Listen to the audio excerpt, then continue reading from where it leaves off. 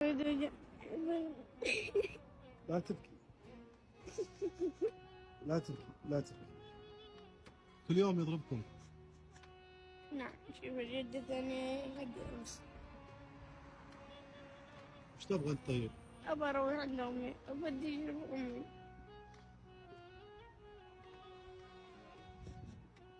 اسمح لي، الأمور طيبة معاك، كلم الشرطة. ها؟ أيوه، بدي أروح عند أمي. أنت بطل، كم عمرك؟ 12. 12 ولا 13؟ 12 أنت رجال، إن شاء الله. أنت رجال. يا أخي لا تبكي، لا تبكي. اجتمع عليه الفقر واليتم والغربة. لا حول ولا قوة إلا بالله. أشد الله يا هذول العينة الذي بيفعلوا بالأطفال هكذا، إنهم يستاهلوا الإعدام ويا كثرهم.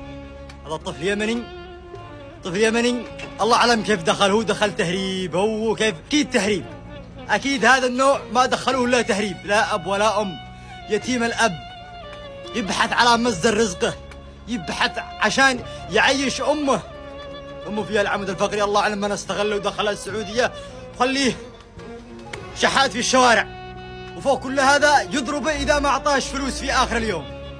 وين أدقي من أرحم الراحمين.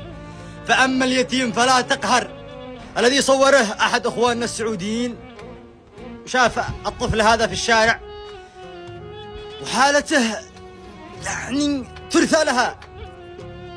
في آخر اليوم إذا ما تروحش البيت عند السفاح يضربه يعذبه. في التعليقات أنه تم تسليمه إلى الجهات المختصة في المملكة العربية السعودية، وأنه في طريقه إلى حضن أمه.